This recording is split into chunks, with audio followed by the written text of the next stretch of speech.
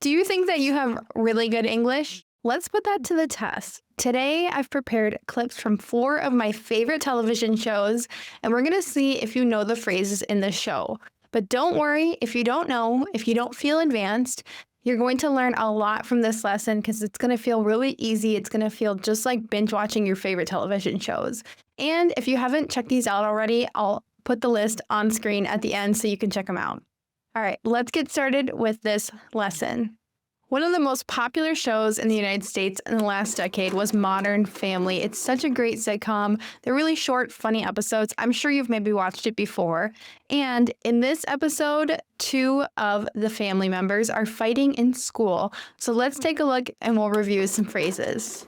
The first phrase in this clip from Modern Family is, "The kid's a menace." The kid's a menace. Menace. A long time ago, there was a movie called Dennis the Menace, and it was about this little kid that just terrorized his next door neighbor. He was really just kind of troublemaking. He was always trying to pull pranks on him and just cause trouble. So if you call typically a child a menace, it means they're wild, they cause trouble or any sort of problems on purpose. So usually this phrase can be used in a kind of serious way, but more in a joking, lighthearted way as well, because obviously we wouldn't be so mean to a child or even like an adult. Sometimes in sports, if they kind of mess with the other team, you could say, oh, he's totally a menace. He's trying to cause problems. Sitting on Manny's chest. Luke, that's not like you. If you want to say that you are surprised that somebody is acting in a way that's not typically the way that they act, it's kind of strange behavior for them, you could say that's not like you. That's not like you. Like in this clip, they say that's not like you because usually you don't fight or you don't get in trouble at school. Typically, we say this when we're kind of disappointed in somebody's actions or behavior, like they lie or they steal. And we just say that we're surprised because typically they are an honorable, honest person. When one of my kids is sick and they have really low energy, but I just don't quite know if they're sick yet, I'll say, it's not like you to be so tired. It means that typically they have a lot of energy, and I'm suspicious that they're sick because they're kind of tired or low energy. It's not like them. So this clip is obviously from a really early episode in the television series Modern Family. As you can tell, because the kids are so young and they grow up as the series keeps going. But what is so interesting about their family is the 2 kids, instead of being cousins, they are nephew and uncle in a weird way. So it's a weird family dynamic, but it's a modern family dynamic, and it happens all the time. So the principal at first doesn't understand the family dynamic, but as everyone starts talking, even though it's chaotic and they're not explaining things very well, he says, I'm starting to get the sense that we're all related to here. So instead of just saying, I'm starting to understand, or it seems like, you say, I'm starting to get the sense. So you're kind of making an assumption based on everything that you're hearing in a situation like this. And when you're not sure in a situation and you don't want to be assumptive or say something that's really wrong, you can introduce your thought by saying this, I'm starting to get the sense. Maybe you are at somebody's house and it seems like they don't want to have you over as a guest anymore. You might say, I'm starting to get the sense that they want us to leave. So you're trying not to be rude, you're trying to kind of soften what you say, and you're saying your suspicion or your assumption based on the evidence or the things that are happening. So the principal in this clip says that they should go work this out at home. Work something out means to solve a problem or have a solution to a problem. Work out can be used as a phrasal verb to mean that everything is okay, a problem is solved, and there's going to be no more issues. Any sort of problem or conflict that gets solved, you can use the phrase, it's going to work out. I mean, there's going to be a solution or everything's going to be fine at the end. Or if you're having a negotiation with someone and you want to get the deal done, you could say, let's work out a deal. It means let's solve a way that we can both get what we want here. The next clip we're going to look at is from the show New Girl, one of my all-time favorite shows. Again, another sitcom, so the episodes are super short. If you haven't already seen them, they have a lot of American culture lessons in them and just quick, funny dialogue. So Zooey Deschanel, the main character, her name in the series is Jess. She responds to a Craigslist ad online for roommates. So they're looking for a new roommate. And in this clip, She is, trying to explain why she needs a place to live. Let's just watch. So, in horror movies, when the girl's like, oh my God, there's something in the basement. Let me just run down there in my underwear and see what's going on in the dark. And you're like, what is your problem? Call the police. And she's like, okay, but it's too late because she's already getting murdered. Well, my story's kind of like that. So you will hear Americans say, what's your problem? What's your problem? And it's used in so many different ways. So it's important to understand the context of this phrase. In this case, Jess, the main character, she's kind of an airhead, as we would say. Like, a lot of times she's just saying whatever comes to her mind. She's not necessarily stupid, but she, talks in a way that's just very happy-go-lucky, very positive. She assumes that people will always like her. This is the character. She's a very likable character, but she's saying, what's your problem? She's saying, what's wrong with you, or why are you doing this bad behavior? So a lot of times people will say this in a rude way to say, why are you behaving so badly or rudely? Like, what's your problem? What's your problem, man? And sometimes we just say this in a way like, why would you do that?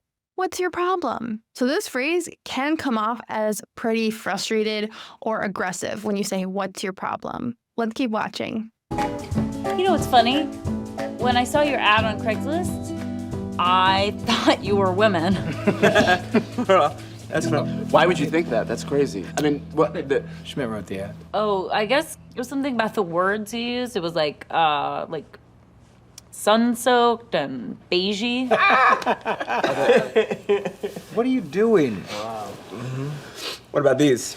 These look beige to you? Sorry. Jess says, you know what's funny? You know what's funny? Try using that phrase, you know what's funny.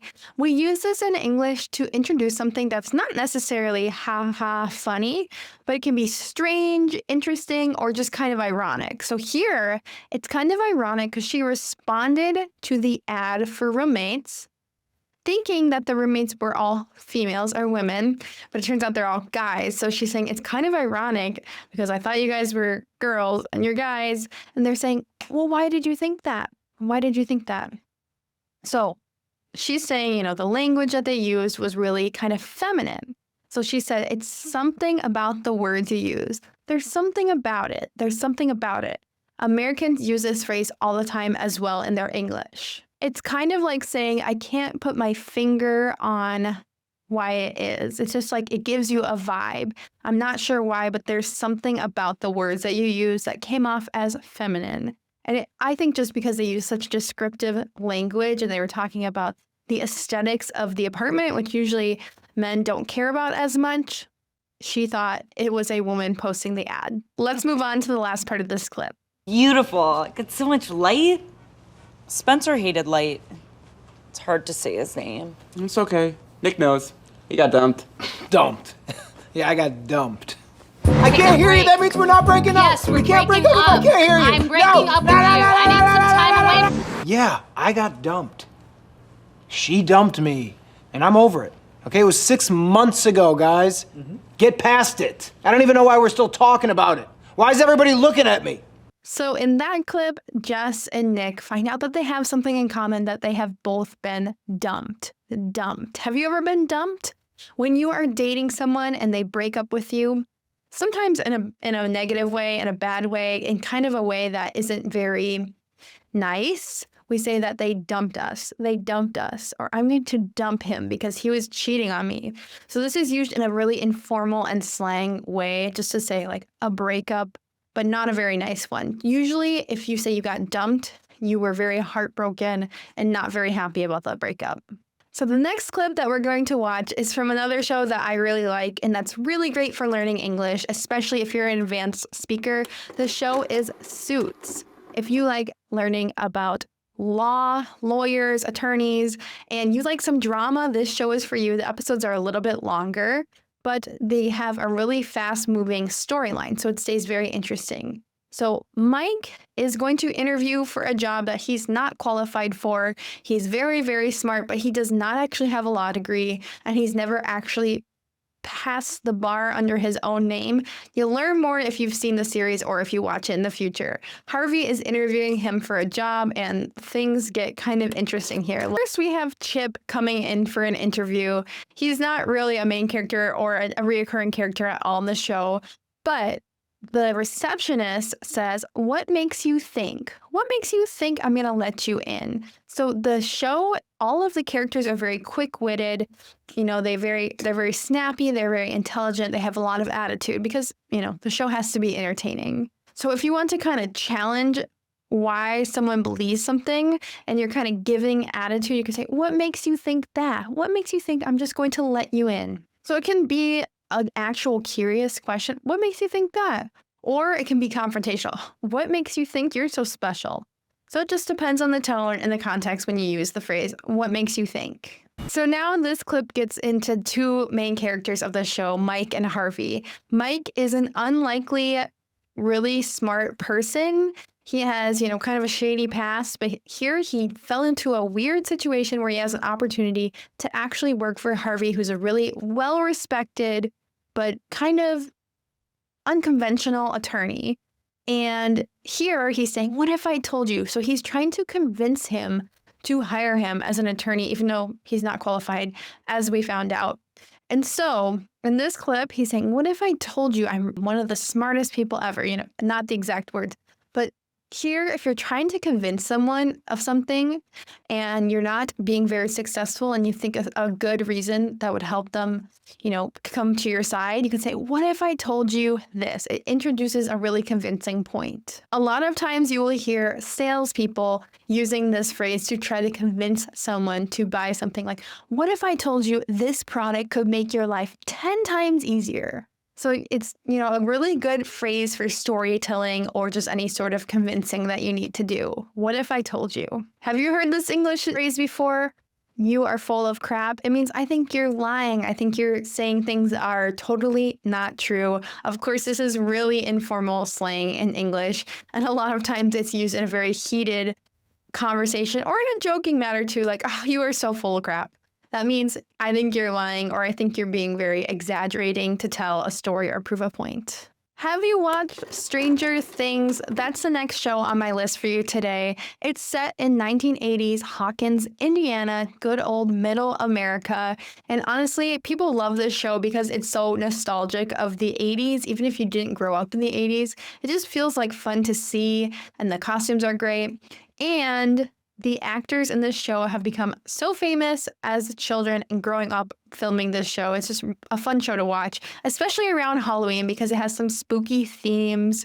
And in the show, you know, there's a government experimental facility nearby and a lot of mystery surrounding that. So let's review some clips and learn some phrases from Stranger Things. Treated you like garbage.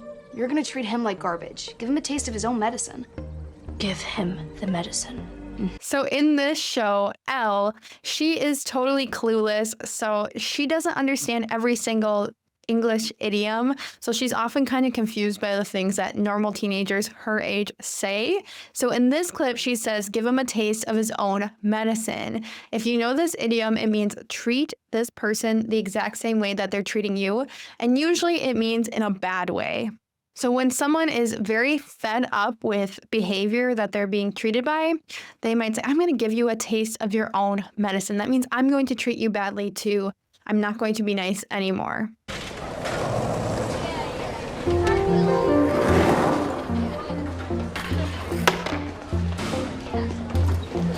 We gotta do this?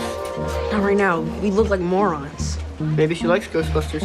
Of course she likes Ghostbusters, but that's not the point. The point is, we're dressed up and she isn't. Well, I didn't bring regular clothes, did you? No? And we have no choice. We gotta do this. It is now or never. Right. Let's engage. We could ask her after class. Yup. In this clip, the boys from Stranger Things show up to school dressed as the Ghostbusters for Halloween, even though they are a bit too old to be dressing up anymore, and none of the other kids at school dressed up. So they feel kind of embarrassed, but they're still trying to approach some girls to ask them to the dance. So this phrase, "that's not the point," is used really casually here to say, like, that doesn't matter, like, forget that. And here he's saying, everybody likes Ghostbusters, but I'm embarrassed that we're dressed as the Ghostbusters at school. So they're trying to work up the courage to ask this girl to the dance. When you want to steer a conversation or, whatever topic of conversation back to the main idea, you say, well, that's not the point right now. That's not the point. That means it doesn't matter. That's not what we're talking about. It's not important.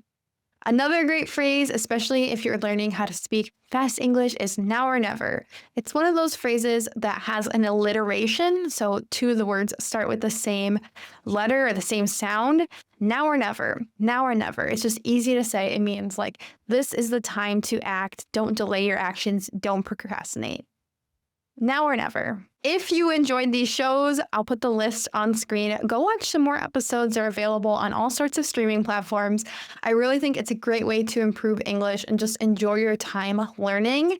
And if you want to learn more with me with some extra resources, quizzes, and access to ask questions about the different lessons each week, make sure to visit EnglishWithKayla.com. It's now or never. Please sign up for my membership. I'd love to help you learn English. I'll see you guys in the next video. Goodbye.